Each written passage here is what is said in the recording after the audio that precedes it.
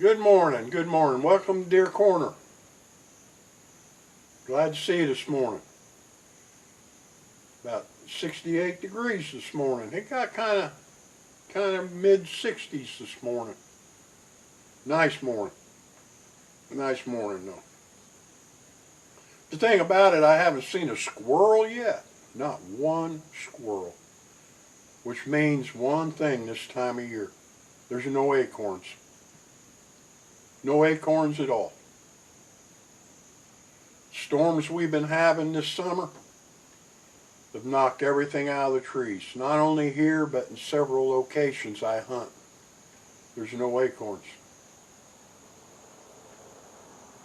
I've been hunting for 49 years. Now I'm coming into a year that is completely different. It's going to be a different hunt this year. So I can remember my first deer like it was yesterday. 1974, I killed my first deer. I was 14 years old in a ladder stand made out of sawmill 2x4s and 16 penny nails. My brother and I, we drug them stands everywhere. Across the pasture, through the timber, we drug them things everywhere. And we took some very nice deer out of them stands. I was raised in South Central Illinois. And, well, I got to say, I was one of the lucky ones. My dad and my grandpa, they knew how to hunt deer. But we would drag them stands. How the conversation came up, I don't know. But it came up one evening. My grandpa was rough. He was a rough around the edges, respected in the area, and he was rough. But he finally, one evening, was telling us about it. And see, during the Depression, even you're a farmer, you didn't eat what you had. You had to sell your corn, your grain, your hogs, your chickens, your eggs, your beef to get a couple pennies or whatever you could, or you lose the farm. So my family, they lived on a lot of wildlife, a lot of rabbits, squirrel, raccoon, and deer. Now deer was the largest animal in that area at the time. And he would say, kill a deer. There was no deer season at the time. And it would last 30 to 45 days and go out and shoot another deer.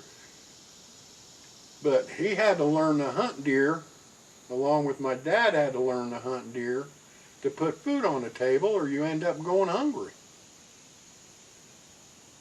So they were kind of directing us which way to move the deer stand, where to put them.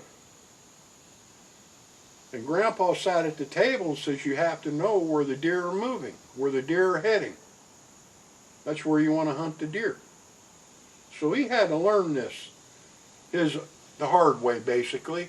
He had to learn by trial and error. But like I say, I was one of the lucky ones that were shown.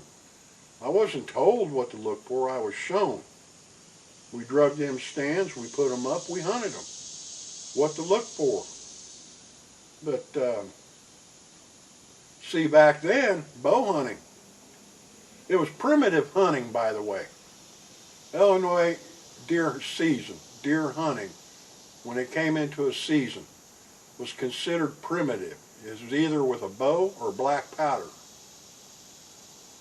Along came shotgun years later, and you were allowed to shoot 2 3/4 inch shell with buckshot. But that was mainly for trophy hunters, because you ruin too much meat. So we bow hunted and used black powder.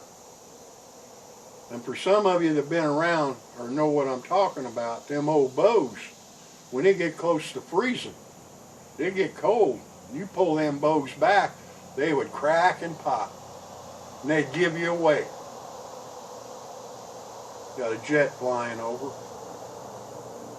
But same thing with them old black powder smoke posts. You have a click and a bang. A click and a bang. And they weren't accurate either. But you'd have to aim low into the direction they were moving, just like you would a bow.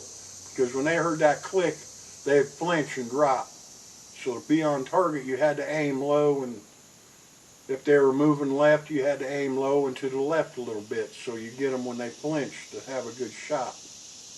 And close, you had to hunt close. Like I said, we hunted out of them ladder stands for years. I killed a deer on the property that my grandpa hunted, and I still hunt it today, the same property. A lot of deer come off that ground. But in 1979, I was involved in an accident and damaged my elbow, and I can't use a bow no more. I ended up having to learn how to shoot a gun left-handed, which I'm pretty good at, but that's 25 years of bow hunting. And that's 25 years of bow hunting in the early days. And I guess what I'm wanting to get to is, if you don't do your homework, you don't know where the deer are going, you're not going to bag a deer. I don't care if you have the best bow, the best gun, the best tree stand, the best camouflage, the best scent, the best cover scent. You can climb a tree with all that and won't see a deer. You have to learn to know where the deer are going and where they're heading and what they're doing to put a deer in a deep freeze, regardless of what you got. And I learned that through the years, but like I say, I am lucky one that was shown how to deer hunt by people that had to hunt. It wasn't something they wanted to do, they had to do it to put food on the table. So there's a difference there.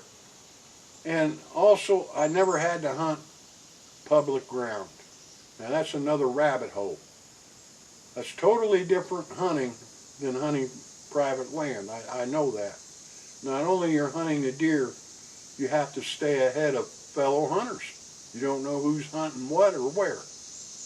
You don't know if they're hunting this scrape line or this rub, and they took the deer off the rub, and you don't know that on public land. It's a totally different rabbit hole to go down.